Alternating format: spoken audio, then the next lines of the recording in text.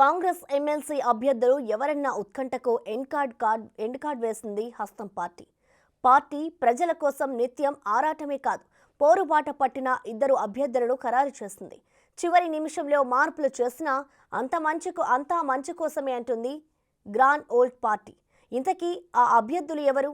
వారి బ్యాక్గ్రౌండ్ ఏంటి? భంగపడ్డ ఆశావాహులకు పార్టీ ఇచ్చిన అభిహస్తం ఏంటి?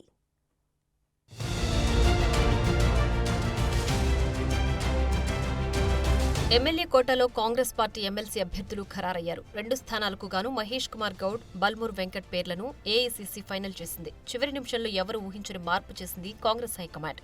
జాబితా నుంచి అద్దంకి దయాకర్ను పక్కన పెట్టారు. అద్దంకి దయాకర్ను వచ్చే పార్లమెంట్ ఎన్నికల్లో వరంగల్ నుంచి పోటీ చేయించే ఆలోచనలో కాంగ్రెస్ పార్టీ హైకమాండ్ ఉన్నట్లు తెలుస్తోంది.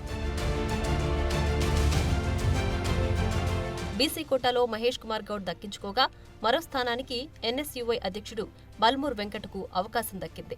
ఇటీవల జరిగిన అసెంబ్లీ ఎన్నికల్లో తుంగతుర్తి టికెట్ ఆశించి భంగపడ్డ అద్దంకి దయాకర్కు ఎమ్మెల్సీ అవకాశం వస్తుందని అంతా అనుకున్నప్పటికీ అది కార్యరూపం దాల్చలేదు. ఈ విషయాన్ని అద్దంకికి సైతం క్లారిటీ ఇచ్చింది.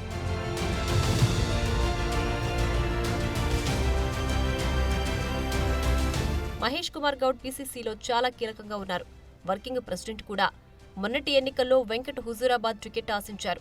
మహేష్ నిజామాబాద్ అర్బన్ టికెట్ ఆశించారు. కానీ వారి ఆశలు నెరవేరలేదు. రేవంత్ రెడ్డి కామారెడ్డి నుంచి పోటీ చేయడంతో కామారెడ్డి టికెట్ ఆశించిన షబ్బీర్ అలీని నిజామాబాద్ అర్బన్ నుంచి పోటీ చేయించారు. దాంతో మహేష్ కుమార్ గౌడ్కు టికెట్ దక్కలేదు.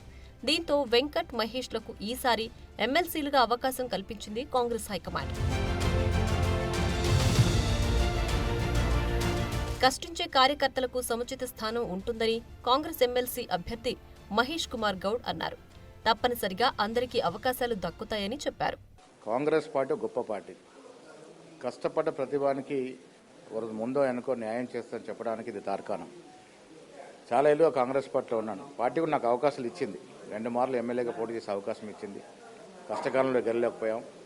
మొన్న కూడా ఎమ్మెల్యే సీట్ రావాల్సి ఉండి కొన్ని అనివార్య కారణాల వల్ల మైనార్టీ కొరకు నేను సీట్ వదులుకోవడం జరిగింది.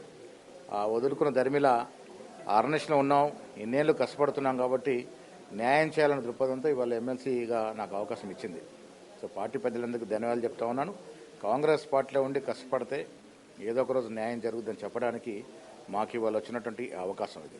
ఎమ్మెల్సీ అభ్యర్థిగా అవకాశం ఇచ్చిన పార్టీ పెద్దలకు ధన్యవాదాలు తెలిపారు బల్మూరి వెంకట్.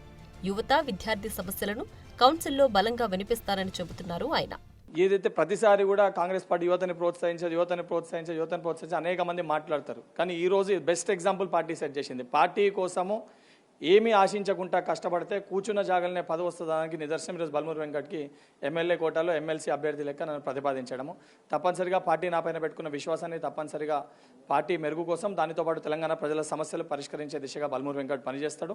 దానితో పాటు తెలంగాణ రాష్ట్ర వ్యాప్తంగా ఉన్న యువతకి, విద్యార్థులకి నేను మీకు ఒక భరోసా కల్పిస్తాను. మొన్నటి వరకు నేను ప్రతి ఒక్కరు అడుగుతున్నాను, నన్ను చట్టసభలలో మా సమస్యలు ఏ రకంగా పరిష్కరిస్తాను. బహుశా పార్టీ అది ఆలోచించి వాళ్ళ పక్షాన చట్టసభలో ఒక వ్యక్తి ఉండాలని చెప్పి వాళ్ళకి ప్రతినిధిగా ఈరోజు బల్మూర్ వెంకట్కి అవకాశం కల్పించడం జరిగింది. ఎమ్మెల్సీ స్థానాల ప్రకటనపై అద్దంకి దయాకర్ స్పందించారు. తాను కాంగ్రెస్ పార్టీకి విధేయుడునని, అధిష్టానం తీసుకున్న నిర్ణయాలకు కట్టుబడి ఉంటానని చెప్పారు. పార్టీ కోసం సహనంగా ఉంటానని, తనకు మరింత మంచి పొజిషన్ ఇవ్వాలని పార్టీ ఆలోచిస్తుందని భావిస్తున్నట్లు తెలిపారు. ఎమ్మెల్యే, ఎమ్మెల్సీ అంశంలో పార్టీ తీసుకున్న నిర్ణయం పట్ల చాలామంది నా అభిమానులకు, తర్వాత పార్టీ అభిమానులకు కొంత ఇబ్బందికరమైన పరిస్థితి వచ్చి ఉంటుంది. బట్ పార్టీ కొరకు మనం సహనంతో ఉందాం. పార్టీ నన్ను ఇంకా మరింత మంచి పొజిషన్ కొరకు ఆలోచిస్తుండొచ్చు. కాబట్టి ఇది రాకపోవడం వల్ల ఏదో అద్దంకి దయాకరణ మీద ఏదో కుట్రనో నష్టం జరుగుతుందని భావించకండి. ఎందుకంటే డెఫినెట్గా నా పట్ల కేంద్ర పార్టీ కానీ, రాష్ట్ర పార్టీ కానీ చాలా సీరియస్గా కన్సర్న్ ఉన్నది. అది నాకు కూడా తెలుసు. ఈ లిస్టుతో ఇన్ని రోజుల పాటు సస్పెన్స్గా మారిన ఎమ్మెల్సీ ఎన్నికలపై క్లారిటీ వచ్చినట్లయింది. 29న 2 స్థానాలకు పోలింగ్ జరుగుతుంది. పోలింగ్ ముగిసిన వెంటనే కౌంటింగ్ నిర్వహించి ఫలితాలు ప్రకటిస్తారు. ఈ 2 ఎమ్మెల్సీల పదవీకాలం 2027 నవంబర్ వరకు ఉంది.